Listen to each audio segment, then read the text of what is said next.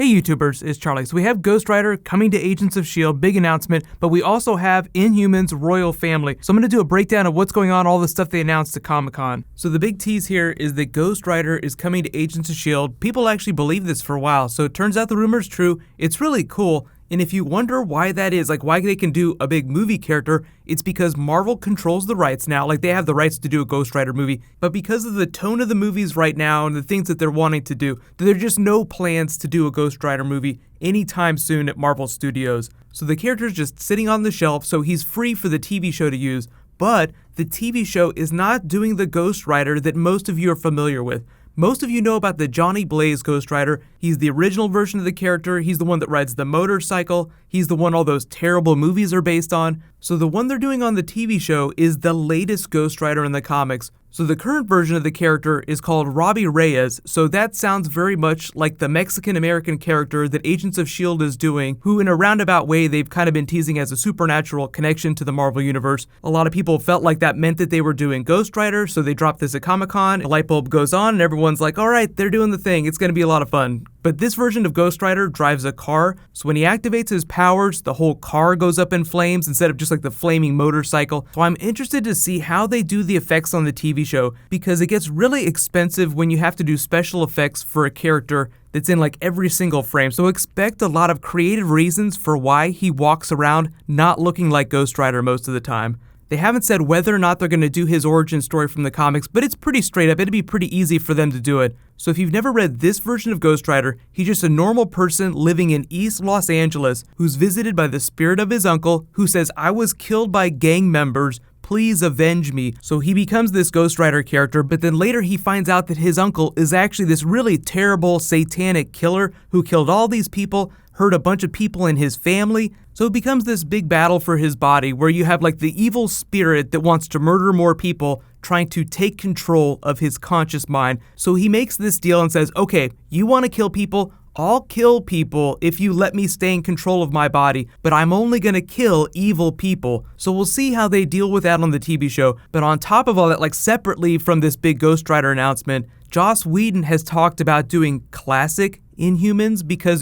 there aren't any big plans to do an Inhumans movie anytime soon. So he made comments, like I'm paraphrasing here, but he made comments to the effect that they're going to have access to some very classic Inhumans. So tongue-in-cheek, you're talking about the royal family. Follow-up question I know you're all asking now, does that mean that they're going to do Black Bolt on the TV show? You know, once you say royal family, it's almost like anyone's up for grabs. So that is not the case. Just because they can do classic characters doesn't mean they have access to the entire royal family. One of the biggest ones they could probably get away with without stepping on any of the toes of movie plans that might be happening behind the scenes is Karnak. Karnak is a huge character that's a member of the royal family, but isn't like Captain America, Iron Man, Thor level big. So it just remains to be seen about which of those classic Inhumans they end up doing, but the way he made it sound, you know, because they have life model decoy stuff happening this season, now they have Ghost Rider, they have a new director of S.H.I.E.L.D. who's being played by Jason O'Mara, who a lot of you guys remember from the DC animated movies. I think this means that the classic Inhuman stuff that Joss Whedon was teasing will start happening much, much later this season, so I'm not going to hold my breath for classic Inhumans,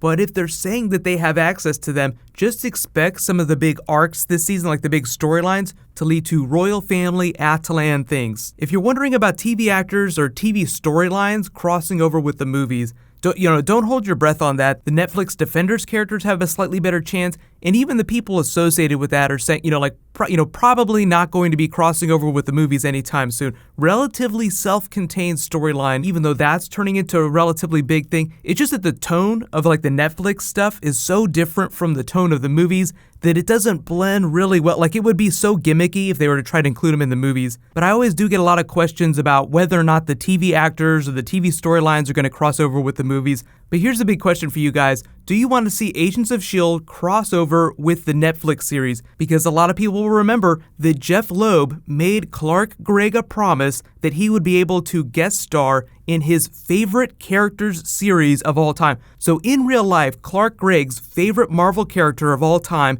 is Danny Rand Iron Fist. So when people ask them, hey, is Phil Coulson going to be the person to put the Defenders together? Well, I think that last year, or maybe even 2 years ago, Jeff Loeb, who's the president of Marvel TV, who kind of oversees all this stuff, he's like the Kevin Feige of the TV shows. He said, I made Clark Gregg a promise. Now, he didn't say exactly what that is, but I think that means that Clark Gregg will get a cameo in Iron Fist somewhere, but no idea what that's going to look like or whether or not that's going to come to fruition. But let me know, do you think that Coulson is going to appear in Iron Fist or the Defenders? There's a much better chance of that happening than any of those characters appearing in the movies. So because of all this S.H.I.E.L.D. news, I just pushed my Black Panther video tonight. So I'll be doing a Black Panther movie video. They announced a whole bunch of stuff about the characters at Comic-Con. It's really exciting, but they haven't started shooting it yet, so there's no footage or anything like that. But they did reveal a whole bunch of stuff about the movie, so I'll be posting that later tonight. So be sure to subscribe to get that. But in slightly related news too, I'm getting to see Suicide Squad early this week, so I'll see it on Tuesday. I'll post a non-spoilery review early. Then like normal, I'll wait a couple days and post my Easter egg video. So be sure and go see it this week. Both DC and Marvel are doing way more supernatural stuff in the movies now. It's gonna be really exciting. While you guys wait for my next video to post, you can click here for my breakdown of the Spider-Man Homecoming footage, and you can click here for my breakdown of the Guardians of the Galaxy 2 trailer. Thank you so much for watching, everybody. Let's high five. I'll see you guys tonight.